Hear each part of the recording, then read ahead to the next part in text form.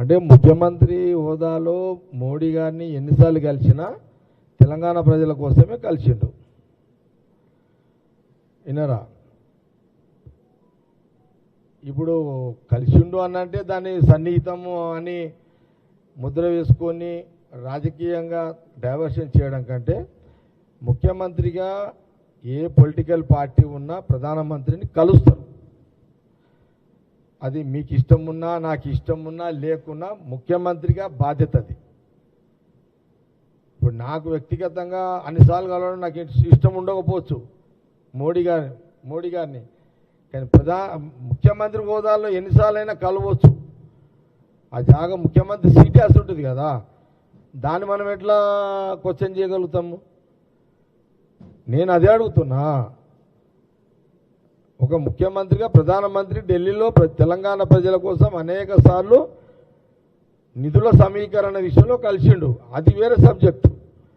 కానీ ఇక్కడ ఏంది మేను, ఆయన అమెరికా టూర్ ఆపడానికి కుట్ర, దాని వెనుక వాళ్ళ ఆలోచన వ్యూహం ఏంటి అంటే, ఇక్కడ ఈటెల రాజేందర్ ఎంపీ అరవింద్ ఏమంటున్నారు, ఈ దేశానికి వ్యతిరేకంగా మాట్లాడిన ఆయన ఒక వ్యక్తిని కలవాలనుకుంటుండు కాబట్టి సెంట్రల్ గవర్నమెంట్ క్యాన్సిల్ చేసింది అంటుండు.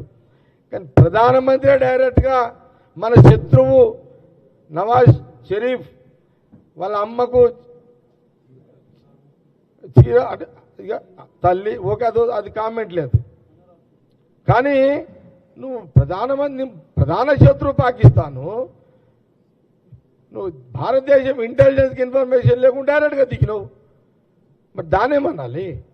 దానికి జవాబు ఈటెల రాజేందర్ అరవింద్ గారు చెప్పాలి ఫస్ట్. అది చెప్పి మీరు రేవంత్ రెడ్డి గారి గురించి మాట్లాడండి.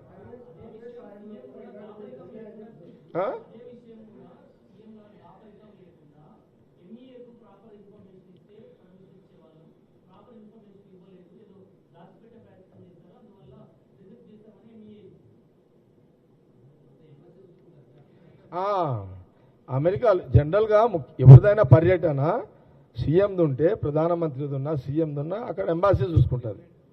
అక్కడ ఏముంటుంది, నేను ఇంతమూలు చెప్తే కదా, ఒక ఫోటోకు ఉన్న వ్యక్తి bedroom, bathroom, office room, kitchen room, భోజనం ప్రతిదీ కూడా అబ్జర్వేషన్లోనే వ్యవస్థ నడుస్తుంది. అక్కడ ఎంబాసీకి అన్నీ చెప్తారు కదా. ఇప్పుడు ఒకవేళ పర్సనల్గా పోయేది ఉంటే ముఖ్యం పర్సనల్గా వద్దునంటుండే కదా సీఎం గారు.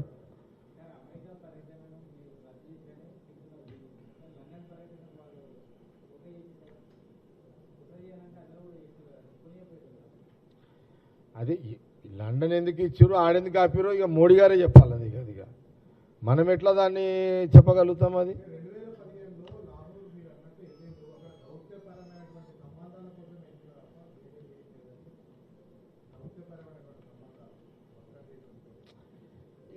ఇగో ఇక వాళ్ళు చేస్తేనేమో అన్నీ, వాళ్ళు చేస్తేనేమో వాళ్ళు ఏం చేసినా సంసారమే. ఇక కరెక్ట్గా మేము రియల్ మేము వర్జల్గా పోతే మమ్మల్ని ముద్రలు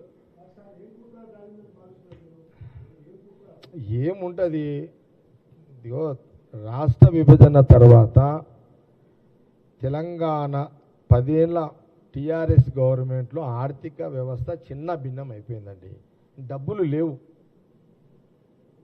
విన్నారా? ఈ రాష్ట్రంలో ఖజానా ఖాళీగా ఉన్నది. ఇటు పాలన పరంగా పాలన కొనసాగాలి, ప్రజల పాలన మంచిగా జరగాలంటే డబ్బులు కావాల్సిందే. విద్యా వ్యవస్థ మెరుగుపరచాలన్నా కొంత సపోర్ట్ అందరిది తీసుకోవాల్సిన అవసరం ఉన్నది. కాబట్టి అలాంటి పరిస్థితులలో పాలన జరుగుతుంది. ఇది ఎన్నికల కంటే ముందు ఆర్థిక పరిస్థితి బాగలేదని అందరికీ తెలిసిందే. ముఖ్యమంత్రిగా ఆయన కానీ కాంగ్రెస్ పార్టీ, కాంగ్రెస్ గవర్నమెంట్ బాధ్యతతోటి ఇటు నిధులు సమకూర్చుకోవాలి, ఎడ్యుకేషన్ అభివృద్ధి చేయాలి, వనరులు కావాలి, వ్యవస్థ మారాలి, బాగుపరచాలనే తాపత్రయము. ఇంకా 2.5 ఏళ్ళు ఉంది, రెండోసారి కూడా